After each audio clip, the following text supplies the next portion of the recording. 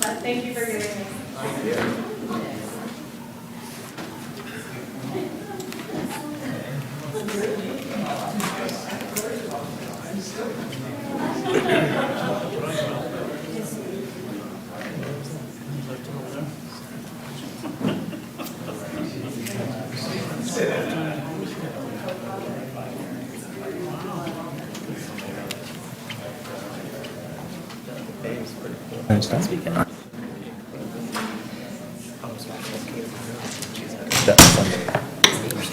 Call meeting to order. Good evening and welcome to the April 4th meeting of the West Sacramento Planning Commission. We'll start off with the Pledge of Allegiance. Ask Vice Chair Liebig to lead it. Thanks. Ready? Again. I pledge allegiance to the flag of the United States of America and to the republic for which it stands, one nation, under God, indivisible, with liberty and justice for all. Tonight's agenda is available on the counter along with the request to speak cards. As a reminder to everyone that request to speak cards should be completed and turned in to the clerk prior to the completion of any staff presentation. For those speakers wishing to speak on items not on the agenda but within the jurisdiction of this commission, please write the item number on your card. All speakers will be limited to 3 minutes. Please note that this meeting is being recorded and televised, so all speakers, in order to be recognized, must be called on by the chair and come forward to the microphone. Speaking in public may cause some individuals to be uncomfortable, so everyone is asked to be professional and respectful at all times. With that, we'll do general administration functions, presentation by the public, non-matters on the agenda within the jurisdiction of the commission. Seeing none, we'll go to item B. Correspondence and staff communications from the Planning Commission Secretary. Mr. Chili. Yes, just one item briefly to note for you. You should have a memo in front of you from Ms. Rogers regarding the minutes, so when we get to that particular item, she will address that for you if you have any questions. Great. If there's no other correspondence, we will move to item C, disclosure of ex parte communications. We'll start on the right, Commissioner Austin. None to report? Commissioner Sablon. None to report either. Commissioner Liebig. Nope. And on my left, Commissioner Sternfeld. Nothing to report. Commissioner Vu. Nothing to report? And Commissioner Leonard. None. All right, and I have none as well. Move on to consent agenda. Item 1, consideration and approval of the minutes from the March 7th, 2019 commission meeting, and you would notice the memo from Ms. Rogers, the planning technician, regarding some changes. So Ms. Rogers? Oh, sorry, I'm looking that way. I think I'll just do it if it's okay. I'll move approval of the March 7th, 2019 minutes as corrected in the April 4th, 2019 memo by Katie Rogers. Second? Second. Second by Commissioner Sablon. All those in favor? Aye. Aye. Opposed? None? All right, the motion passes. I'll abstain since I wasn't here. Okay, sorry, abstentions, one abstention. Same. And 2 abstentions, wow. Thank you. All right, did you record that, the 2 abstentions? Yes. Okay, great. And regular agenda, item 2, it's regular hearing regarding Crown Castle Wireless Telecommunications Facility, conditional use permit at 900 West Capitol. We can have Ms. Allen. Good evening, Chair Castillo and members of the commission. The item before you tonight is a conditional use permit / wireless telecommunications permit for a 126-foot tall cellular facility located at 900 West Capitol Avenue. The facility is proposed to be located behind both the Townhouse Motel and Flamingo Hotel, approximately 150 feet north of West Capitol Avenue.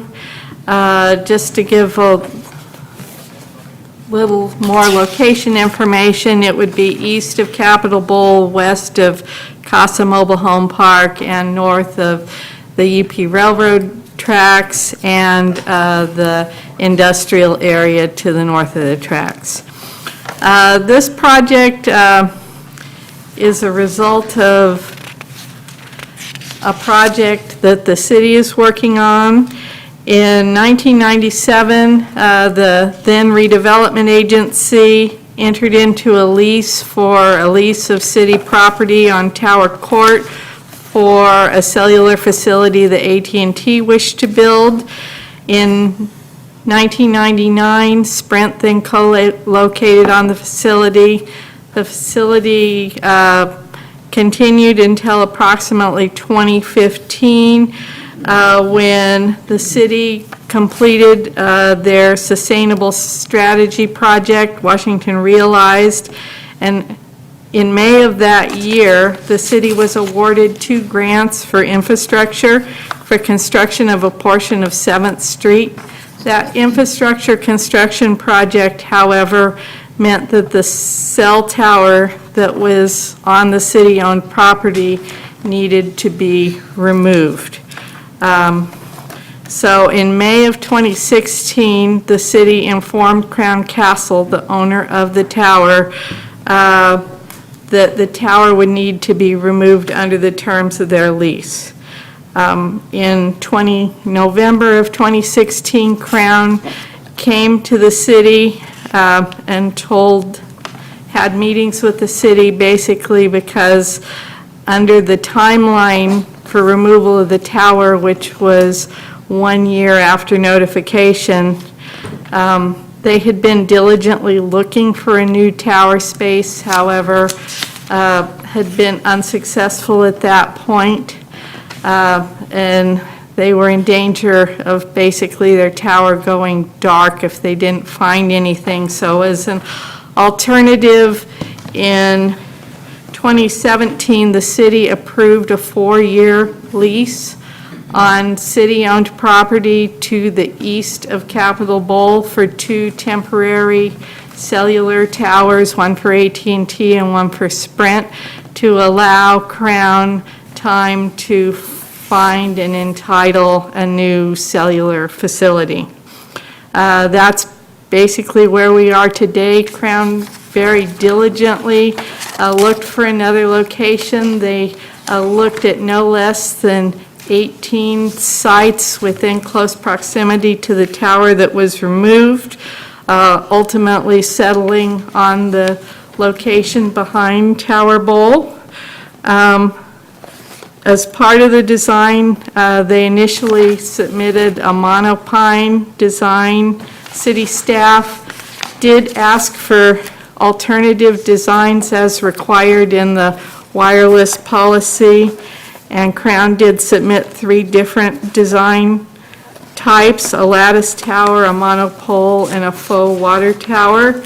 After review, the city's recommended design is the lattice tower design, and that's because it's the more open design and will let light filter through more and will be less in danger of creating large shadows on the surrounding businesses and mobile homes. The city is recommending approval of the project as all findings can be made. The applicants are here in the audience tonight. They'd be happy to answer any questions for you. This concludes my presentation. I'm happy to answer any questions for you now or later. Thank you. Thank you, Ms. Allen. And before we open the public hearing, see if any of my fellow commissioners have any questions. On my right, Commissioner Austin, Commissioner Sablon. Okay. You're good for now? We can ask questions later, too. Okay, no problem. And Vice Chair, you're good? Okay, on the left. All right, so we'll go ahead and, I'd like to. okay, Commissioner Leonard. That's all right, thank you.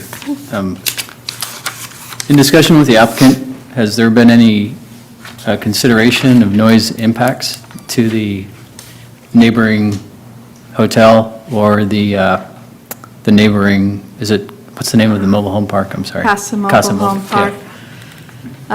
We did not discuss noise. It is an unmanned facility, so very there'll be very little traffic to and from it. I'm sure the applicant can give you some greater idea on what the noise levels, if any, would be from the facility. The facilities also commonly have a backup generator, so when those come in for permits, we get all the specs on those. They have the noise ratings on the generators, which they do tend to fire up, usually about once a month, usually to make sure the generators are still working. So we will have that noise information from those once we get to building permit phase. So at that point, if there are any excessive noise or nuisance noise emissions from either the generator, which is, I realize it's a sporadic use, or the air conditioning units on the equipment shelters? Yeah, we get all the specs during the building permit phase, and they'll need to meet our noise threshold performance standards in the municipal code. Thank you. Another question just about the design, staff. Was there any discussion with the applicant about a monopole instead of the lattice tower at that height? So the pole without the tree branches? We did not discuss that directly with the applicant. Staff internally reviewed the designs, and staff's preferred design was the lattice tower. However, after the staff report was released, we have spoken with the applicants, and they have concurred and have no problem with the lattice tower. However, should it be the commission's desire to have a monopole instead of the lattice tower, we would be happy with that as well. Thank you. Okay. No other questions? We'll go ahead and open the public hearing. Applicant, if you identify yourself and who you're with, please. My name is Jason Osborne, representing Crown Castle. Good evening, by the way. Good evening, everyone. Tim Page with Crown Castle. Well, first of all, I'll start off by thanking the commission for your time tonight. I appreciate it. I know you all have lives and probably kids and busy stuff. And then obviously I'd like to thank Ms. Allen for working with us over the past 2 years on this project and a number of pre-application meetings, which she so eloquently placed tonight. So a couple of small items were brought up. One was the noise issue, and we do have an on-site emergency generator, and we'd be happy to, obviously we're going to comply with all noise restrictions for the community. They are tested once a year. And then also the shelters that are on site, the on-site air conditioning units would comply with all relative noise ordinance issues. And then as far as the design, we're happy to discuss. I mean, we're just happy to get the height that we need there so we can service the area, but we're happy with either the lattice tower, the monopole, or the monopine. So I'm happy to answer any questions you may have. Go ahead and start on my left. Any questions, commissioners?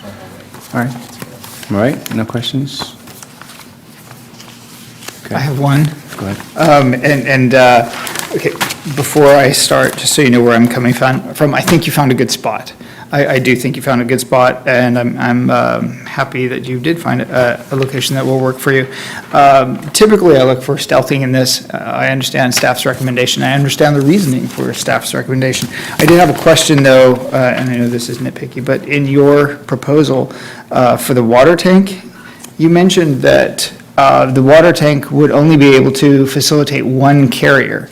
I'm not sure where you came up with that. We have another water tank here in town, and it can accommodate 3 carriers plus satellite dishes. So I just wanted to know a little bit more about that, because that is one of my favorite No, go ahead. styles. So happy to address that. Ultimately what we're looking at is our carriers having optimal coverage.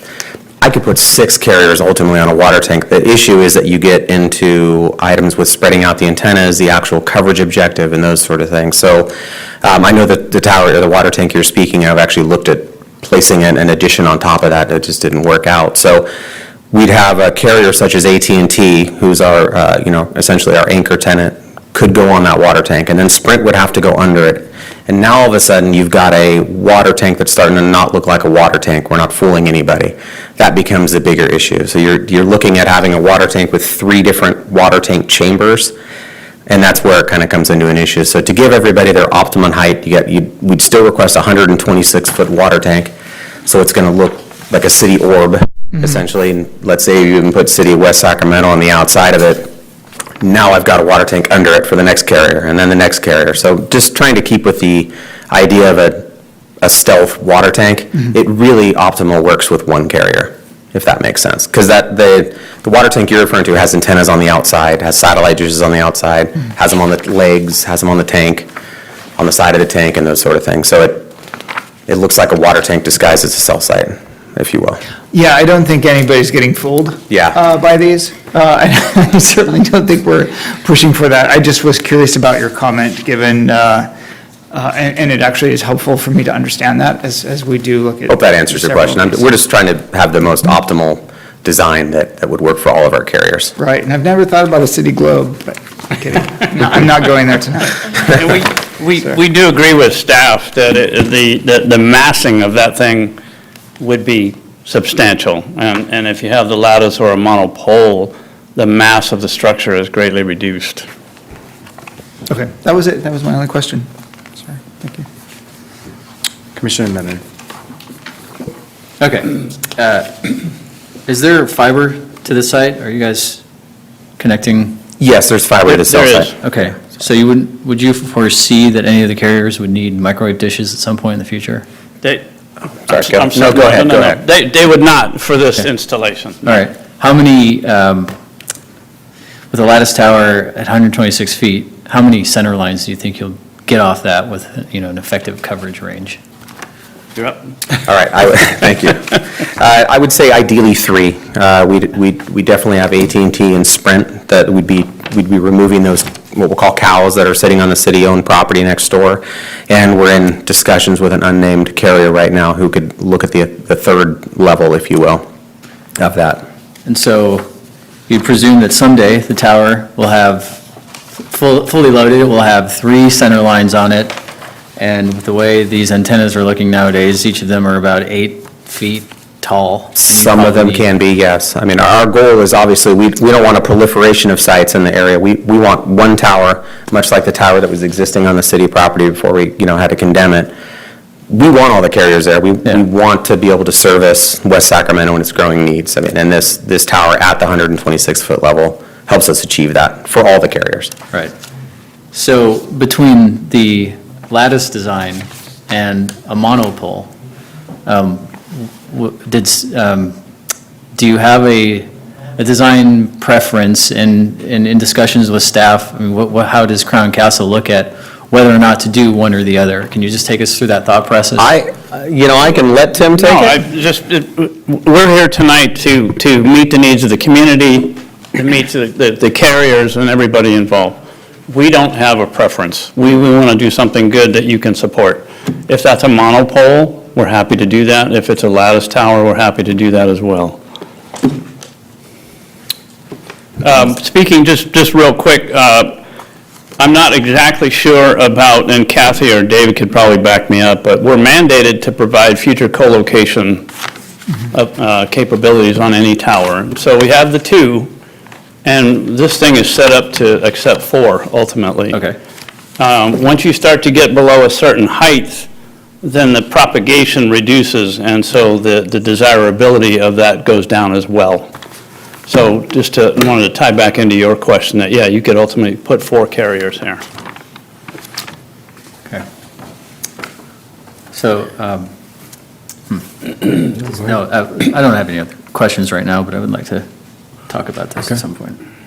Any other questions from my fellow commissioners? Do you To the mind applicant? if I ask one more? Sure, go ahead, Commissioner.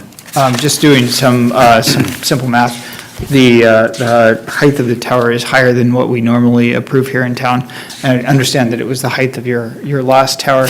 The minimum elevation or height of, say, the lowest antennas is about 50, mid-50s? I'd have to. Oh, and I don't mean in your design, I meant like preferred to connecting with the other antenna. Oh, you mean you just generally speaking? Generally speaking. Okay. Are we- Go ahead. Well, I'm going to say theoretically, yes. The West Sacramento is unique in that the largest area that we want to cover is the Bridge District. In fact, Kathy will attest to the fact that, 16 of our alternatives that we really, really wanted were actually in the Bridge District. So in trying to keep in line with, we'll call it somewhat restrictive zoning requirements, this is the main area we wanted to be in. By lowering us and having the lowest carrier down to about 50 feet, we're going to have a really hard time getting the signal to that area, and that's the main goal. Will it work? Absolutely. I mean, I'm not saying it won't, because we've got one of the temporary cell sites that's operating right now, Sprint specifically, that's running about 50 feet. Coverage is okay. I mean, they want us to upgrade it, they want a new site, and that's why the height that we're requesting is optimal, just so we can basically broad coverage, if you will. So what is then in your design, what's the minimum height of the antennas? As far as the design on this specific, it'd Yeah. probably be about that 50 foot, that's going to be the last man on the totem pole who's going to be able to get it. So you're looking at, Well, our lowest one is 112 feet for the second carrier. what's and that? the I can't first- read that. Well, this is for future. Oh, right? future. So the future one is at one, looks like, what, and I have glasses on. But you're looking at the tree? Yeah, Correct, the one in your package. Yeah, yes, but I don't have one for the lattice. I guess, are they the same? they would be the same heights, yeah. Yes. Okay, that would, But ideally, note that Thank you. each carrier wants to be as high as possible. I mean, it sounds sort of, but I mean, they kind of, they go in order, so as they're going on the pole. And again, they're all trying to cover that same area. They're all trying to cover all of West Sacramento as much as possible, including that Bridge District and the Rayleigh Field area. That was really our target. The existing site that was at the city, that really covered that area well. all right, this So- isn't really affecting my vote. I want to Okay. understand, because your height of your fourth set of antennas down is pretty, it's up there. It'll still be way up there, so, okay, thank you. If there are no additional questions from my colleagues, we'll leave the public hearing open in case there are additional questions after staff. I will mention that we did consult with Hammond Edison for any EMF-related questions that you have, and Mr. Raj Mathur is here just in case there's any questions of him. Okay, Okay? thank you. Thank you very much. Any questions of staff? Commissioner Sablon. So I have a question for Kathy, I think. It's for attachment 7, for the mitigation and other requirements. Are those going to include the CEQA mitigation measures?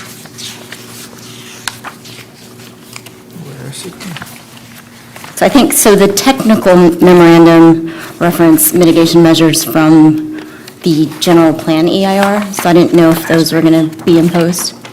The technical memo basically is a document which says that their project is within the scope of what was studied for the general plan for the EIR.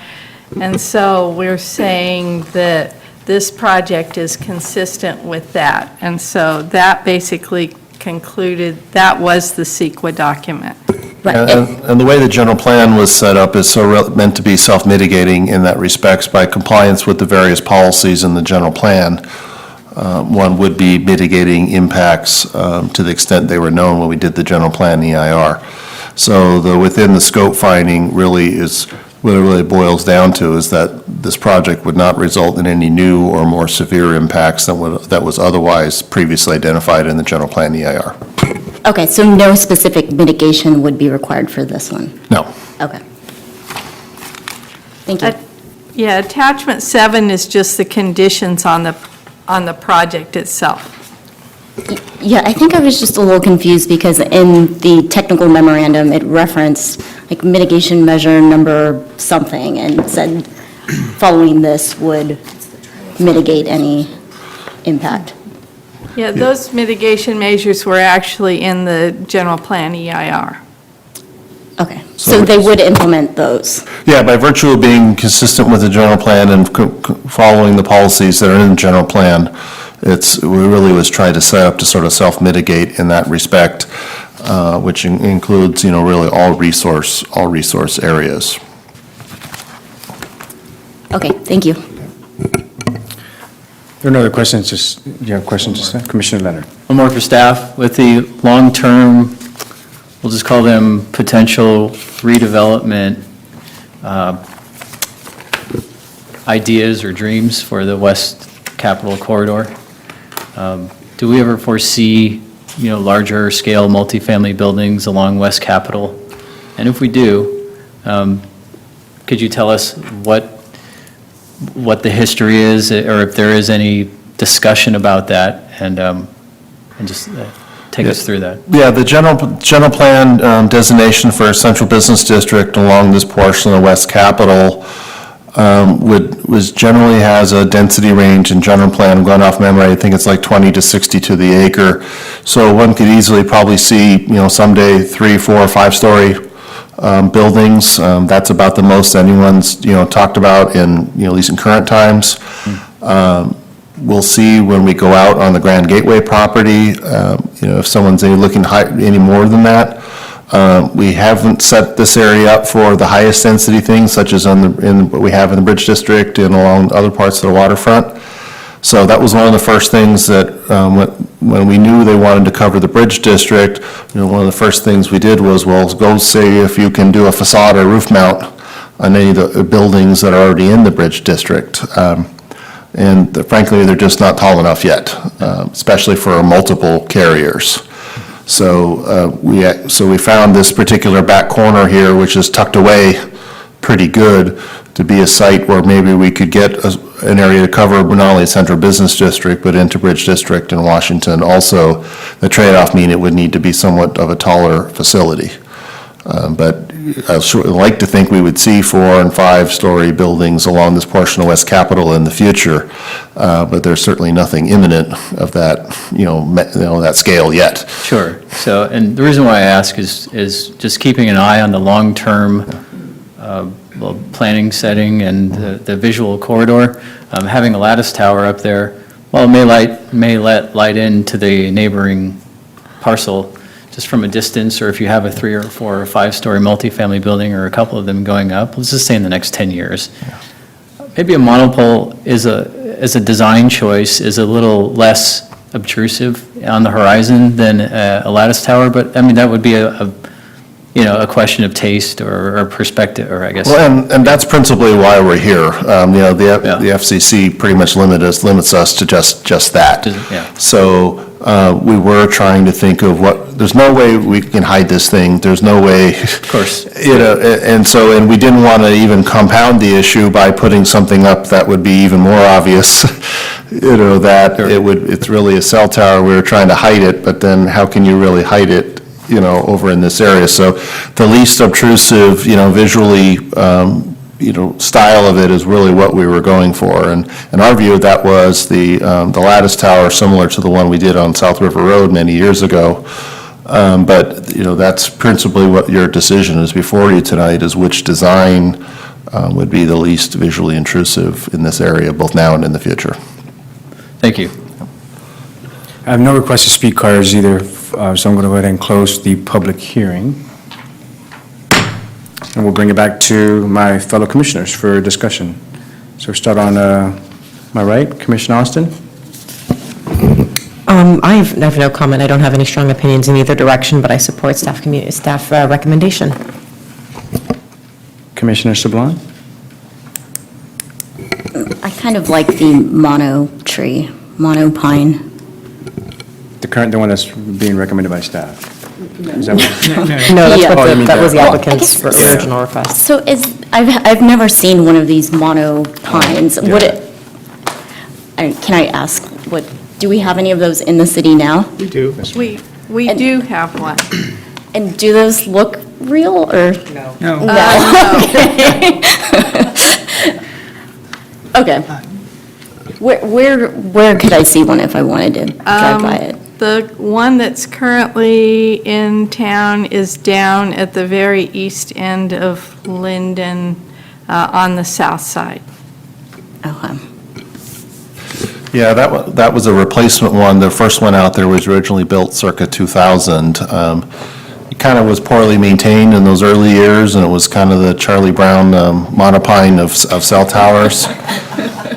We were supportive of that one in there because it was amongst numerous other trees, but it doesn't say that it blends in 100%, either. So if there's any questions from if the commission's leaning toward monopine, I would request that the applicant be able to weigh in on that, but I would like to clarify that it's not staff's recommendation is to do the monopine at this particular location. Okay, so there aren't any existing trees there? Or I think they need to grow in or something? Yeah, there's certainly nothing approaching, 100 feet or anything around there. And have the designs gotten better since the Charlie Brown tree? The technology of them has improved. It really comes down to how well they're maintained. And, we learned a lot through the last couple of these that we have done about how that has improved. But the bottom line is, if the tree concept is designed to confuse people that this is really a tree and not a cell tower, it just hasn't proven to work that way in the real world, very well. You'll know a fake tree, and they do them with all kinds of different kinds of trees, too. There's palm tree ones and other ones out there, and of varying degrees of how well they are done. But when we look at these, our primary areas, we look at the context surrounding it, and then what could fit in there, or, the best, or shall we say, be the least bad, if you will, because you're not fooling anyone, especially with something of this, height, in this area, and especially in our town, which is still, fairly flat and kind of low-rise for the most part. So we look for the least visually intrusive design we can get. Okay, thank you. Vice Chair Liebig? Thank you. Thank you, staff, for your support working with the applicant. I understand that they've had to move this. This will be their second move. I am indifferent, I think, on the design. I understand staff's opinion. Usually I have a knee-jerk reaction with the lattice towers. I think they're kind of ugly. The monopoles are not that much better, however, but I do understand the concern about having a 120-foot water tank and how that would look out of place. Similarly, a tree I don't think would fit in there. The city does have some really good examples of stealthing. For example, there are towers within buildings at the Southport Town Center that you would never know that are there. The IKEA sign is a cell phone tower. So the city has done some very, the city has worked with applicants to hide these.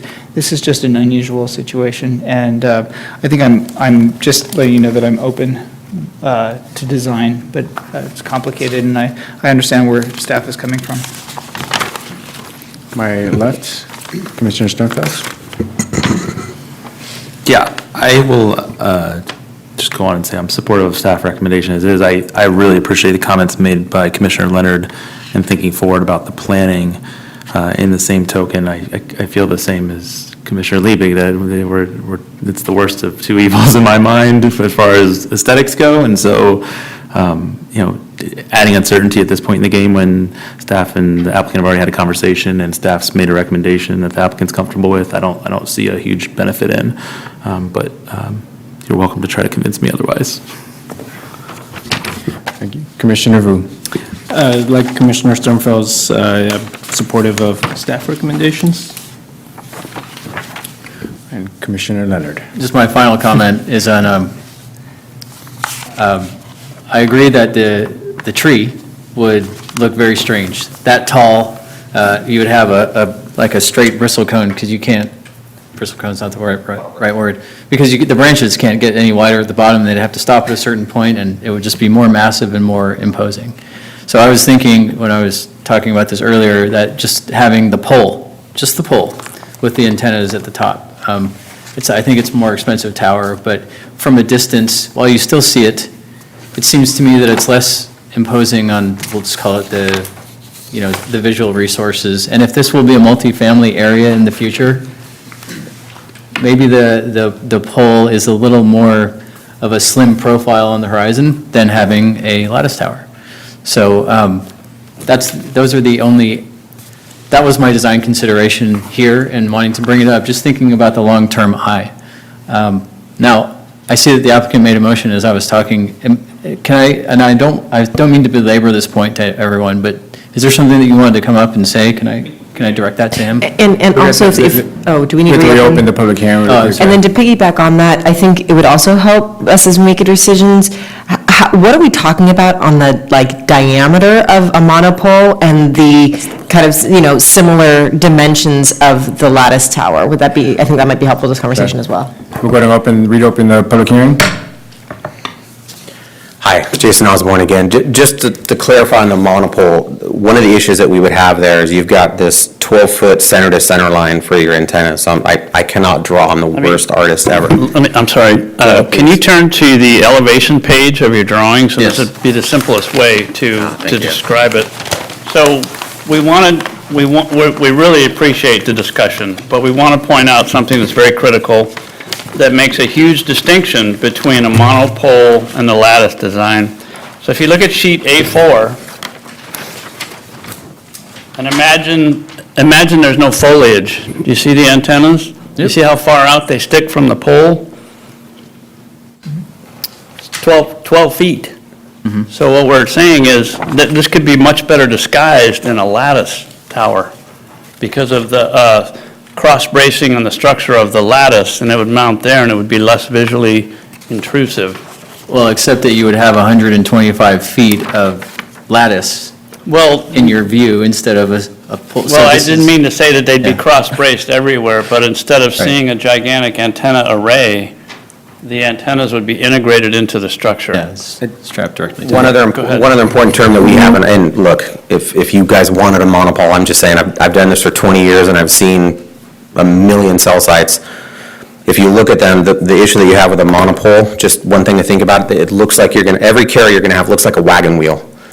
Because if you're gonna stick out 12 feet, I've gotta have cross bracing on each one of those antennas as well. So you've got each of these arms and they basically start to look like 3, 4 wagon wheels. So by the time you do expand it, it ends up just looking worse. I'm just being honest, just having done them before. But if you want a monopole, I'd love to take it. But I just, from a visual standpoint, I'm not saying lattices are pretty. I'm just saying that you can, you drive by them, they're innocuous. You drive by 15 lattice towers for PG&E every day, assuming where you live.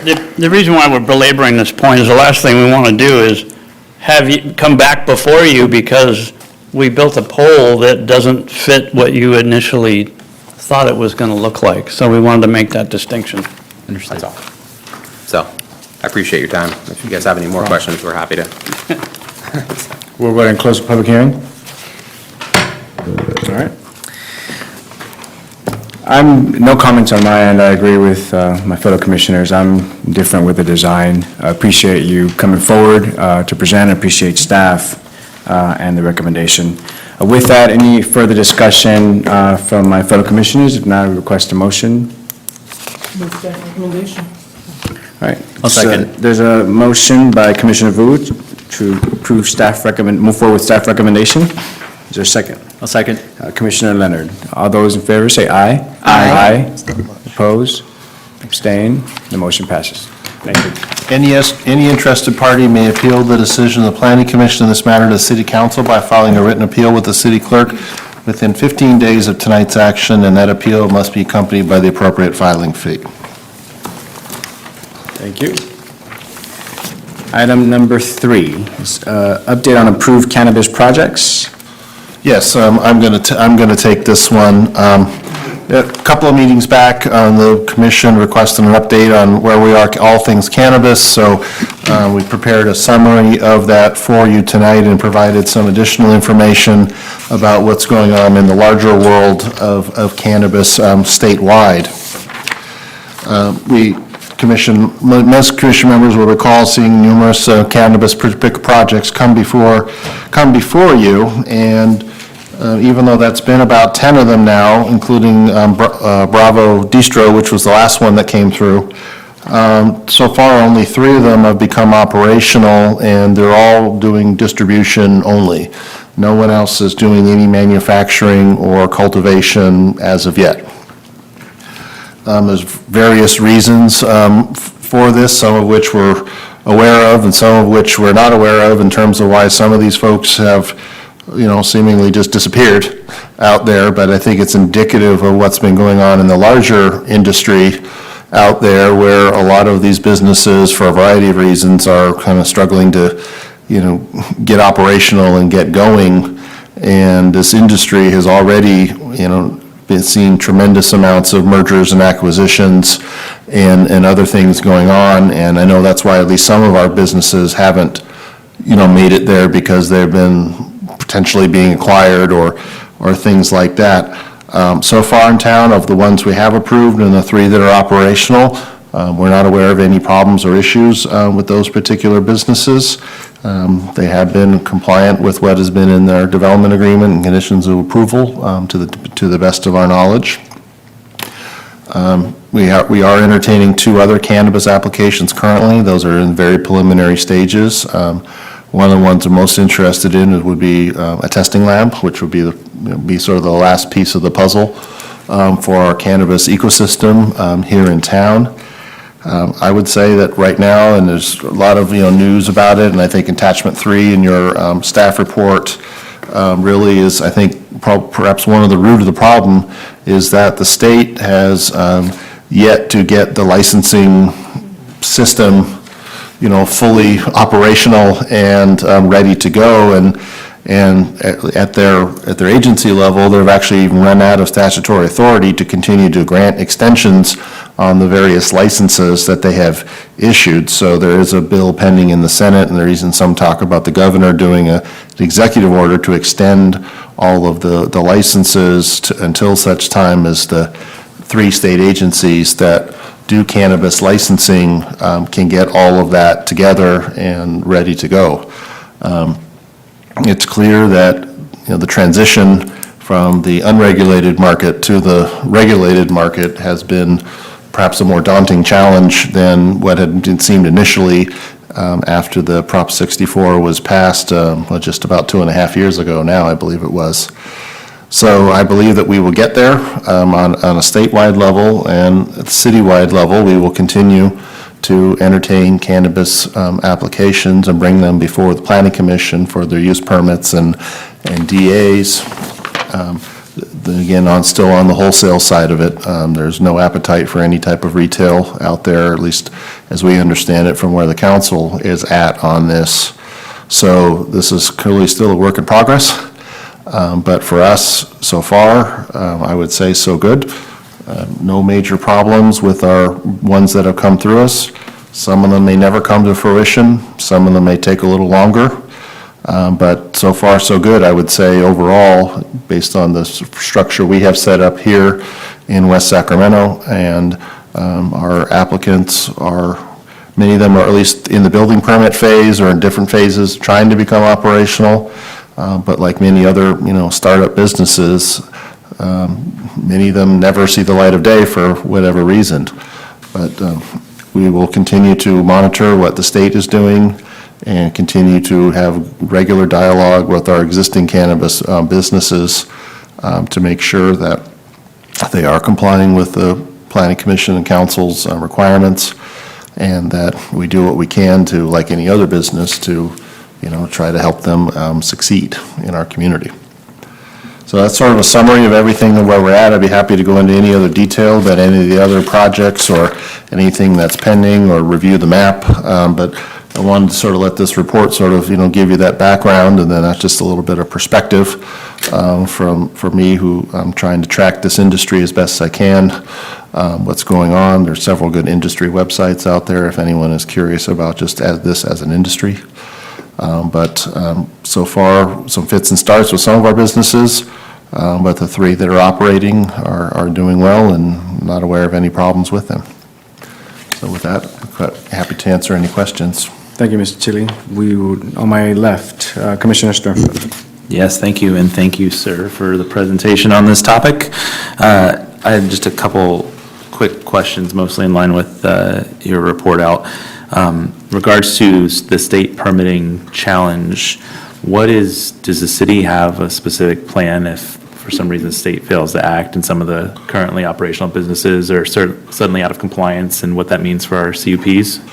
Well, to the extent they remain being good actors, we would not intend to go after anyone who is endeavoring to get a state license and is unable to because of The state hasn't quite got it all figured out just yet. It's in our best interest to try to help them through that, if anything we can do in our efforts. But if they are truly doing what they can to make that effort with the state, and the state has to sort some stuff out, but we aren't intending to go, penalize any of them because the state has not quite got it all sorted out yet.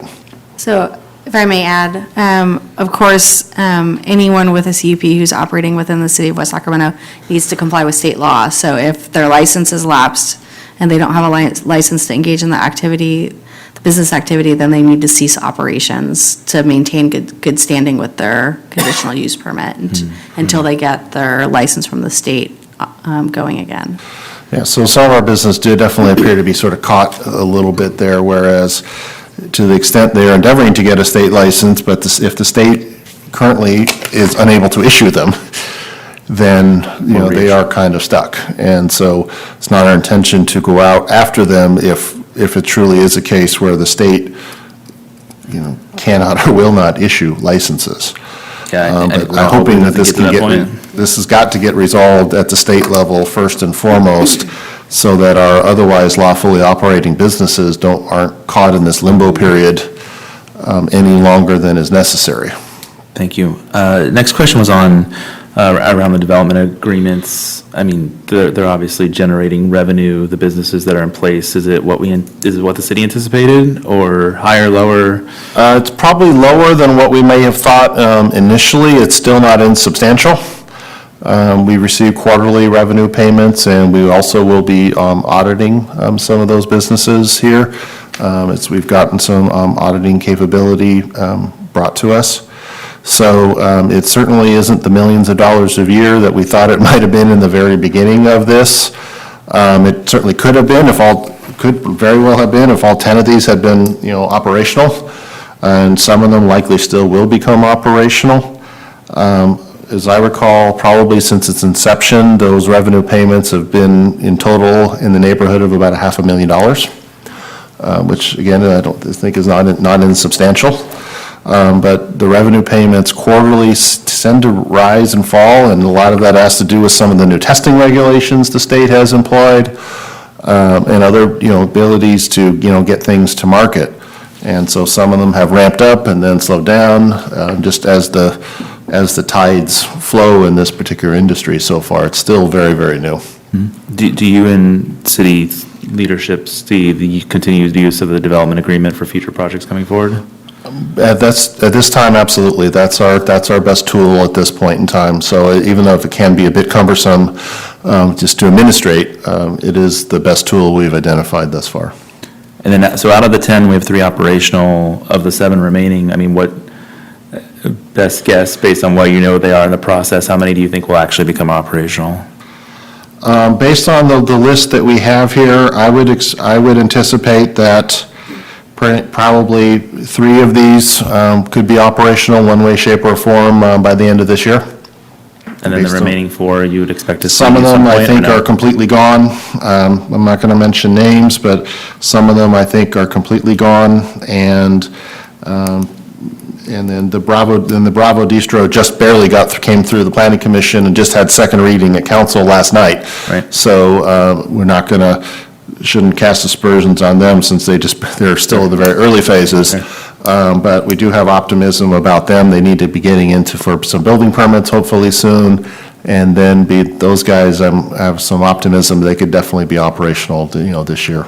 And then just one question. So on this, knowing that we're going to have these applicants that the city invests a lot of time in, that because of this industry and how unique it is, we may never see come to fruition. Can you just speak to when an applicant comes forward, what they go through, and even from like a financial perspective, what they're expected to commit to get to the point where they would be coming before us? Yeah, we do a sort of a preliminary run on them where they submit their business plan, they identify, who they are, what their relative experience is, what they believe their revenues, may very well be over 5 years, 10 years. And we vet that internally through the city manager's office, and then we'll farm some of that out to police and whatnot. before they even submit a formal application to us. They sort of got to pass that first, sort of test, sort of the smell test, if you will. And then once that, if they pass that test, which some of them have and some of them have not, we get into a more formal application, then we can really start to dig into more of the details of not, if we're going to do this particular project, but perhaps how, what are the specifics of the site, where for fencing and other security measures, things of that nature. So we have tried to do this process because there's a lot of folks that call us almost every day wanting to get into the cannabis, space, and, under the belief that it'll be a, get rich overnight kind of thing. And, many of those folks just, we get that one call and that's the last, we ever heard of them. So we tried to set this up a little bit to, test the realness, if you will, of their organization, their financing. Sure. Before we even start bothering with the use permit and DA. And I thank my commissioners for humoring me. I have one more question. So for the companies that, and again, no need to name names, but you're pretty confident or we're never going to see come to fruition, are we having negative impacts on properties in terms of, I know some of the applicants had actually purchased property, others were entering leases. Has there been any negative impacts to properties in the city as a result of those? I would say a couple of them that have acquired properties that have, been at this now for a couple of years and still haven't come to fruition. Some of those properties, we have had to get on them to make sure that they remain secure. We have had a couple where they've had, various forms of vandalism and whatnot because the buildings, have been empty for some time. Mm-hmm. So there have been a couple instances to that. Well, it's certainly not limited to, folks in the cannabis, space, but we have had a couple of incidents where some of these folks who have taken a while and, an empty building eventually, can certainly be vandalized. So there have been a couple of incidents where that has been the case. So we try to be on them right away to get those buildings, secured, get the site secured, whatever they need to do. Okay, thank you very much, Mr. Tillian. Commissioner Vu. Yes, thank you. Commissioner Sturmfeld's captured a lot of my questions, but if you can clarify something for me. The conditional use permits that they have to act on those within a certain time frame, correct? I think it was 2 years? Yeah, they have 2 years, and then we've tied them to the DA and vice versa. Right. So we're probably approaching to getting close to 2 years on a couple of these ones that haven't gotten operational. And so it's probably about time for us to get a hold of some of those folks and say, are you guys sort of in, or are you out? Because we don't want those to expire if they're close.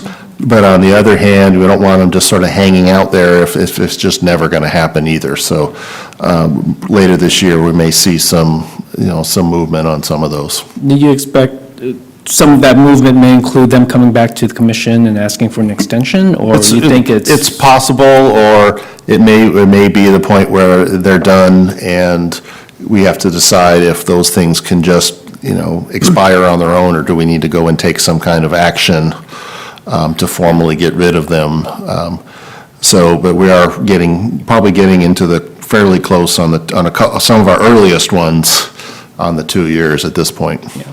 Okay, thank you. Thank you, Commissioner Vu. Commissioner Leonard? Yes.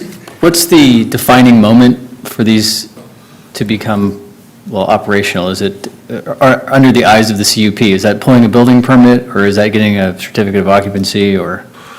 Well, it's all part and parcel with the DA, and the DAs also provide a lot of obligations, and they're not the least of which is obtaining and maintaining a state license for this. So far, the state has done, various forms of temporary licenses, provisional licenses, and we have been generally granting our consent to those because we know people need to have those licenses in order to be in the queue to get the permanent licenses whenever the state is able to, start to do that.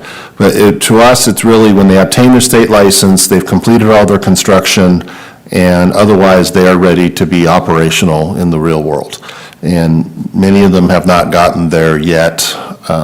So we've approved many. Some of them have been in for building permits but never really went anywhere. Some of them never even got that far. But to us, it's when they are fully ready to be operational, which means completing all their construction and getting that signed off and having that state license in hand. So you'd mentioned sort of this M&A activity or the companies merging and changing their operations. So if they haven't acted on something and their operations are changing, are you still working with them to try to extend those, or how is that generally treated? We will. We've actually done already a couple of assignments of the development agreements, as, one party has come in and, purchased another one, or we've had to consent to some of the more majority owner changes, sort of getting into the nitty-gritty on some of those. But we are trying to track these as they get, and honestly, I found out about a couple of these mergers just by happening to be browsing one of the industry websites, and I saw, when you see West Sacramento on there, it sort of, stands out. I'm like, oh, well, look, somebody got bought out. We didn't know that. That's something we should know about, because the DAs are with the operating party. So if that party is bought out, then we need to assign that development agreement. And the way those developments are written, which is somewhat unique in this space, is we have sole discretion on that. It's not any of the unreasonably withheld type language like is in most development agreements. We retain sole discretion to assign or not assign those DAs to the next party. But it sounds like you're still allowing at least the applicants to come back and talk to you about how that works and how they proceed and rely on the existing approvals. Oh, yeah, absolutely. The couple ones here, I will name just the DECA and WCC ones, which we're going to be over in the Port Industrial area. They are merging and doing all kinds, things, so we're trying to sort it out, and we've offered them a few avenues, because based on what they want to do, I believe they would need to return to the Planning Commission to make some adjustments to their space, so we're sort of waiting for them to sort out their business side of things. I see. And then that particular instance, they will need to modify their use permits a little bit, so they would need to come back to the Planning Commission. Okay, thank you. Thank you, Commissioner Leonard. Commissioner Austin. Thank you, David and Mr. Lafferty, for the work on this staff report. So it absolutely captures what I requested at one of the previous meetings, a generalized map, which is really helpful to see some of the geographic distribution, and then identifying that the three that are currently up and running, there's some good geographic diversity around that, so they're not all clumped in one particular area. And then you also thank you for answering some of my questions that I posed to you before the Planning Commission meeting, so that was helpful. And I'll share with my fellow commissioners, one of the reasons I wanted to look at this is because when we had the economic downturn, a lot of master plan communities and other, real estate developments were put on hold, and then when the economy came back, we started building. But what happened was we started building with some of the kind of old land use patterns that we now see are not necessarily the most sustainable ways to develop. And I think in a similar way, if we continue to just extend some of these use permits indefinitely, we may be missing opportunities to be able to negotiate better development agreements to meet what will then be sort of like an industry standard or best practices. And so I am really supportive of us continuing to work with some of these applicants that we have approved who are earnestly pursuing their state licenses. However, if some sort of fall off, I'm not terribly interested in I'm looking for a clean end to those use permits for the reasons that I just indicated, because I want to make sure that as, again, the expectations and the industry standards change, that we're kind of keeping up with that. And so those are just some of my comments. So thank you, and make note of my comments. Commissioner Sabron. Thank you for the update. It's good to hear, brand new on the commission, so good to hear what's going on in cannabis. Now, I just had a question related to Commissioner Sternfeld's, just the amount of staff time that's going into this and work going into these applications, and they're not operating. What's the application fee for these projects? Well, through the use permits and DAs in all instances, not just cannabis, we work on a time materials basis. So they usually put up an initial deposit of, around $5,000, and then we will build them, accordingly against that, including city attorney time and otherwise. We spent a heck of a lot of time and money on the first couple ones as we were learning how we go.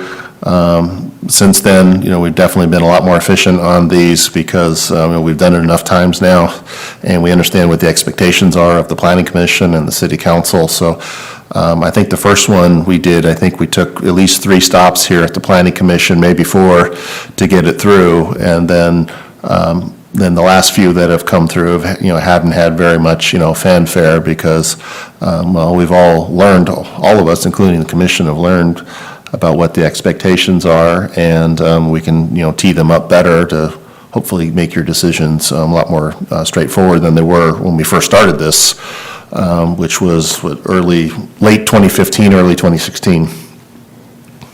Yeah, thank you. And then kind of on that note, is there an annual permit fee in addition to the DA percentage? No, that revenue contribution that's spelled out in the development agreement is their contribution. The only thing beyond that is they'd be obligated to cover our costs when we do the annual review of each development agreement, and many of those now are starting to get to that point where, at least for the ones that are actually operational. So I've developed a template for that, and I'm working with Maggie on making sure that we go through those, check each box for the various obligations that are in the DA. Okay, and that would include the auditing services you mentioned? Yeah, I mean, that can happen independently of that. We can audit them really anytime we want. And so it's my understanding our admin services department has secured the services of some auditing firms. So I don't know if we're doing that currently or we'll be starting it soon, but we will have that capability and we fully intend to do that. Okay, thank you. Thank you. Vice Chair Liebig. I just want to thank staff on the generalized map. I think it was very helpful and exactly what I was looking for. Somewhat echoing Commissioner Austin's comments. Any extension should probably come back to us for consideration. That's it.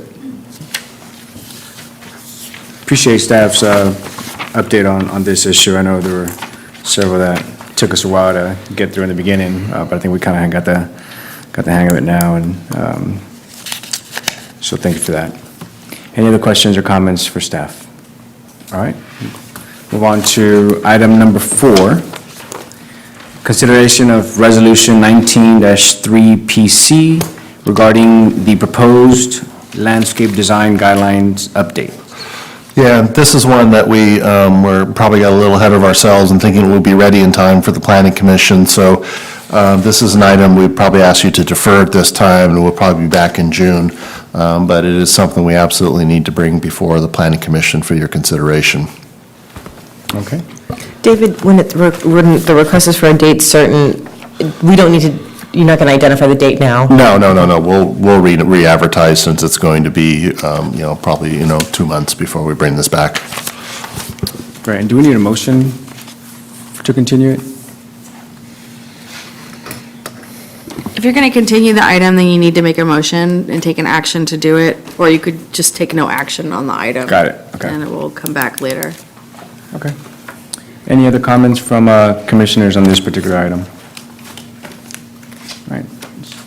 So we'll take no action on this item, and we'll have it continued to the next, until a date that's set by staff.